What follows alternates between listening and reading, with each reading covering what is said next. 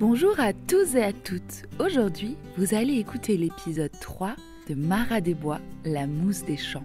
Nous vous souhaitons une belle écoute avec Hyacinthe, Mara, Ambroise, Lucette et tous les autres. Bonne écoute.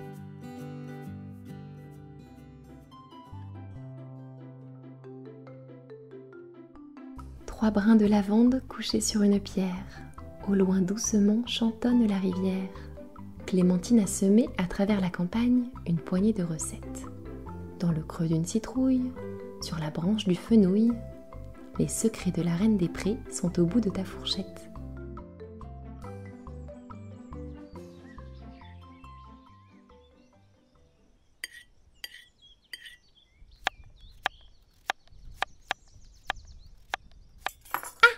Te revoilà pour m'aider en cuisine.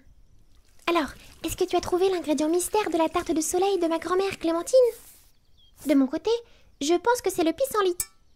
Et ça tombe bien, il y en a plein qui bordent le hameau de la Reine des Prés. Allez, suis-moi, on va en ramasser. Mara a presque fini sa tarte. Elle a suivi la recette de Clémentine à la lettre pour faire la pâte à la farine de sarrasin. Elle a aussi battu 3 œufs avec un peu de crème de soja, une pincée de sel et quelques tours de moulin à poivre. Mara relit la recette. Alors l'ingrédient mystère, ce serait le pissenlit? S'étonne-t-elle en haussant les sourcils et en se tournant vers son grand-père Ambroise qui fume tranquillement sa pipe près du grand fourneau. Ça ne m'étonne pas de ta grand-mère. Elle était toujours en train de ramasser des plantes sur le bord des chemins. C'est ce qui donnait autant de saveur à ses plats. Aujourd'hui, rares sont les gens qui cuisinent le pissenlit, nom d'un salsifis. Hyacinthe se redresse du canapé, intriguée. Ah bon? On peut manger les pissenlits? Eh bien, il y a différentes variétés. Elles sont toutes comestibles, mais la meilleure, c'est le pissenlit dent de lion. On le surnomme comme ça, car le bord de ses feuilles fait comme de grandes dents acérées. Sans attendre, Mara saisit un petit couteau suisse, un panier, et sort de la maison. Attends, je viens avec toi, Crie Hyacinthe. Il a un peu mal au ventre, mais sa curiosité est plus forte. Le soleil éclate ses rayons partout autour d'eux, sur la margelle du puits, sur le toit du petit poulailler, sur les feuilles des platanes. Mara et Hyacinthe avancent sur le petit chemin qui passe derrière le restaurant, les yeux rivés sur le sol. Ils ne tardent pas à trouver de beaux pieds de pissenlit aux feuilles dentelées. Mara coupe les feuilles en prenant bien garde de ne pas arracher le plant, et Hyacinthe ramasse quelques fleurs pour décorer la tarte. Une fois leur panier rempli, ils rentrent à la maison et lavent soigneusement les feuilles et les fleurs de pissenlit. Quelques minutes plus tard, la tarte est au four. Bon, en attendant qu'elle cuise, allons voir Lucette, suggère Mara. Elle saisit une vieille feuille jaunie qui est restée sur la table. C'est la recette de la tarte de soleil de sa grand-mère que Hyacinthe a trouvée dans le grenier. Mara espère que la vieille Lucette, qui était la meilleure amie de Clémentine, pourra lui en dire un peu plus sur les recettes de sa grand-mère. Et qui sait, peut-être même l'aider à retrouver le carnet de recettes de Clémentine. Mara saute sur son vélo et Hyacinthe grimpe sur le porte-bagages. Ils avancent le long du sentier. En quelques coups de pédale, ils sont arrivés. Lucette habite la dernière maison du hameau de la Reine des Prés. C'est une vieille bicoque toute cabossée, à la cheminée noire de suie. Dans le jardin de Lucette, des herbes folles poussent partout, et les légumes du potager se pressent les uns contre les autres. C'est comme si on les avait laissés décider de là où ils voulaient pousser. Le basilic chuchote à l'oreille des tomates, les haricots grimpent sur le maïs, et les poireaux embrassent les fraises. Lucette est justement dans son potager. Assise sur un petit talus, elle mâchouille une fleur de trèfle et écoute le bal des insectes autour d'elle. Lucette peut rester assise des journées entières dans son potager. Elle ne s'ennuie jamais. « Lucette !» crie Hyacinthe en apercevant la vieille dame. « Qui est là ?» répond Lucette de sa voix chevrotante en tournant le visage dans leur direction. Mais ses yeux ne s'accrochent à rien. Lucette est aveugle. Elle a perdu la vue il y a des années à cause d'un accident. Mais ses mains, ses oreilles et son nez ont remplacé ses yeux. « C'est Mara et Hyacinthe !» lui répond Hyacinthe.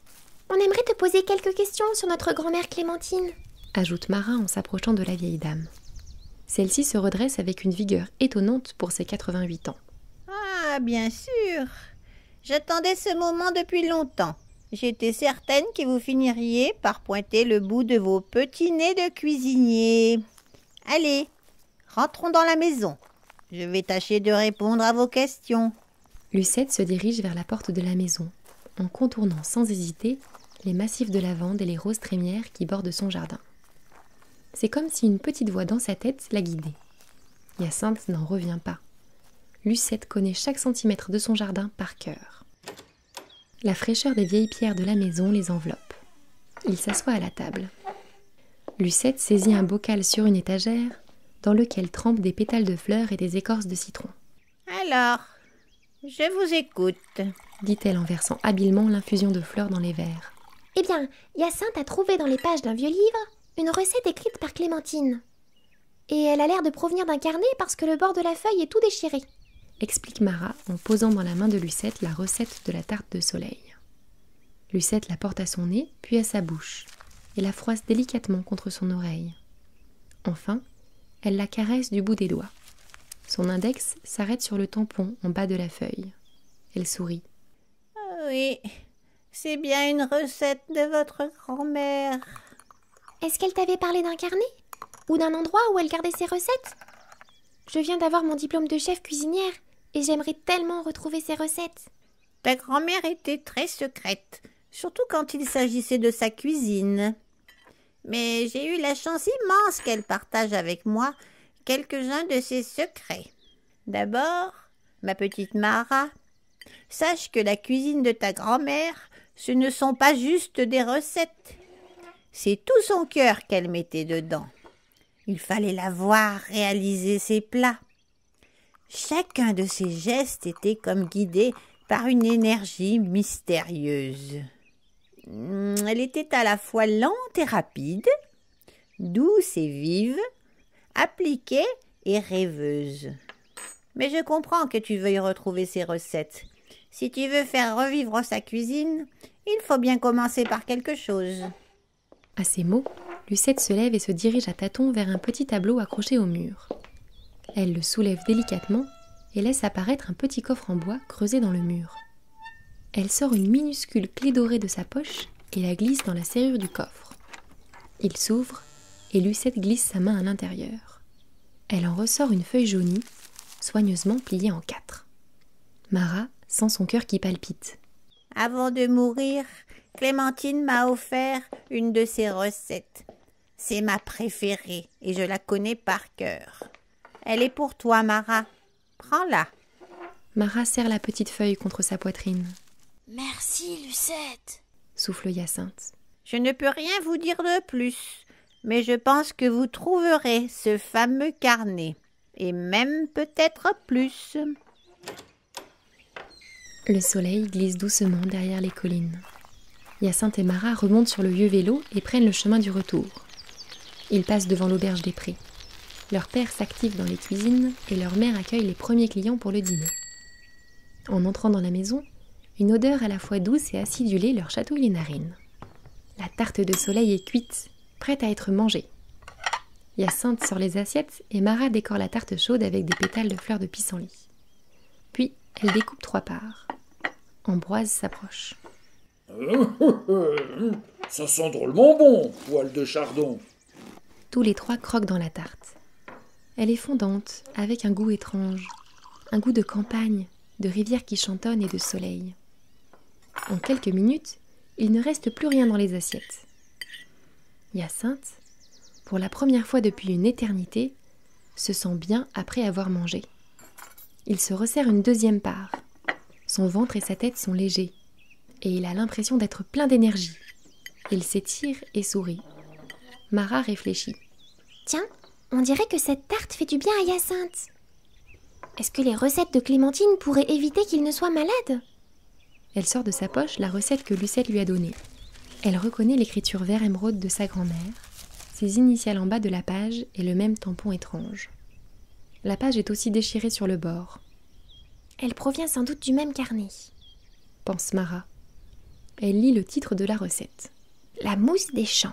Ses yeux parcourent la feuille, quand tout à coup, quelque chose retient son attention.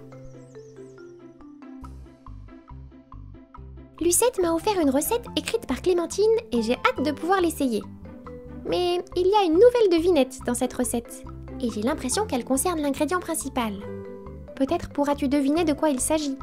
Il est écrit « Le dessus de mes feuilles a l'air tellement doux, mais ne vous y fiez pas car si vous touchez le dessous, ouïe, ouïe, ouïe, je picote et je cuis. Mieux vaut mettre des gants pour me cueillir sans ennui. » Si tu trouves la solution de cette devinette, écris-la vite en commentaire. Je te retrouve lundi prochain pour la suite de mes aventures.